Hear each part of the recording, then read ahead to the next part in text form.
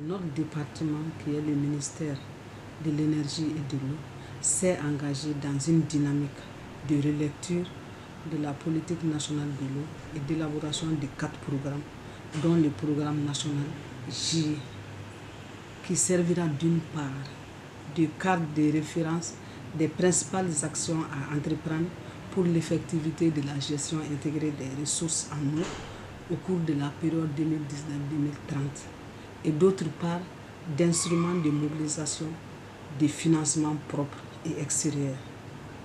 Sa mise en œuvre se fera à travers 3 plans opérationnels de 4 ans chacun.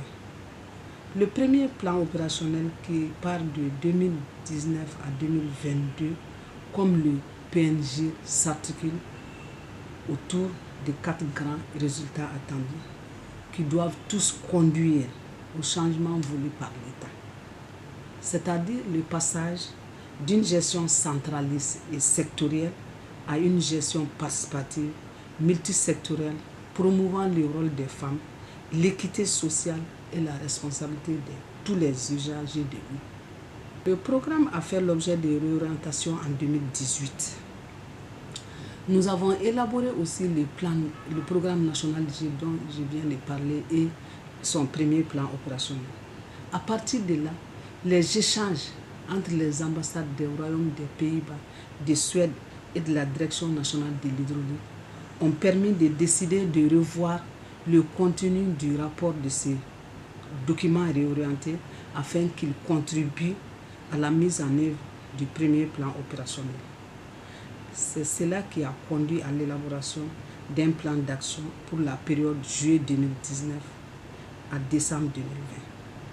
La mise en œuvre de ces plans d'action va permettre de concevoir en détail les stratégies à suivre pour progresser vers l'objectif général du programme national J, c'est-à-dire la fonctionnalité d'un cadre de gestion intégrée des ressources en eau.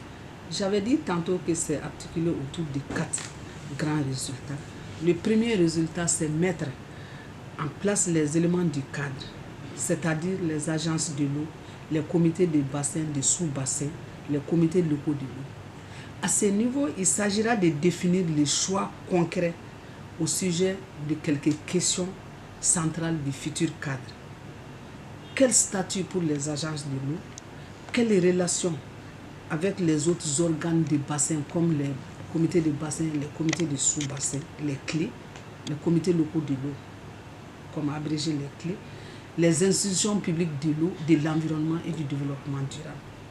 Comme deuxième grand objectif, c'est mettre en place un mécanisme de collecte de contributions financières GIR basé sur les principes utilisateurs-payeurs et pollueurs-payeurs, en veillant à ce que ces contributions financent le secteur de l'eau. La question centrale à poser à ce niveau est quel mécanisme de gestion de la contribution financière GIR.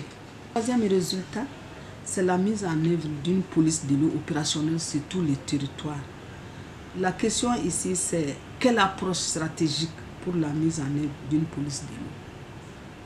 Toutes ces questions auront une réponse avec tous les acteurs concernés.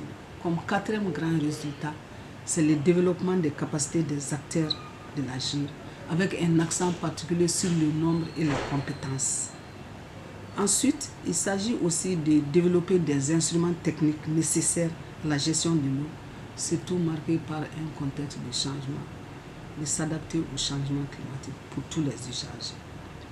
Les réponses à ces questions vont nous permettre d'avancer de façon concrète sur une base clairement définie et adoptée par tous. À côté de ces thèmes, il y a aussi des aspects transversaux qui sont le changement climatique, le genre, l'équité sociale et la communication. Par rapport au genre, il s'agit pour toutes les activités à réaliser de veiller à ce que l'aspect genre soit pris en compte de façon à promouvoir le rôle des femmes, mais aussi des groupes vulnérables. Pour la communication, des campagnes de communication sont proposées pour accompagner plusieurs actions, notamment la contribution financière, la police de l'eau, les organes de bassin, les organes GIR et leurs missions. L'équité sociale.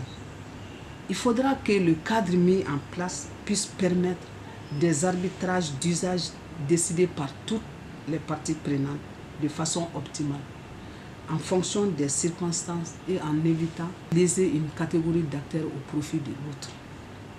En ce qui concerne l'adaptation au changement climatique, ce thème nous préoccupe beaucoup. C'est pour cela que dans toutes les fiches d'action, il est montré de quelle façon ces thèmes-là seront pris en charge. Il y a aussi d'autres activités qui étaient identifiées dans la réorientation. Il s'agit de la connexion de 100 ménages à la station d'épuration de Sotiba pour améliorer la gestion de cette station. Il s'agit aussi de prolonger les réseaux d'égout à cette station. Et il y a une activité aussi relative à l'alimentation de la bibliothèque numérique qui a été conçue en 2018, qui va contenir les informations des 3 bassins, le Niger, le Sénégal et la Volta. Cette interview sans remercier franchement les partenaires du secteur de l'eau en général et les royaumes des Pays-Bas et de Suède pour leur appui constant au processus GIR au Mali. Comme dernier mot, je lance un appel à tous les acteurs par rapport à la mise en œuvre de ces plans, car les défis de l'eau ne font qu'augmenter dans un contexte de changement climatique, de croissance des besoins des populations et des effets tropiques.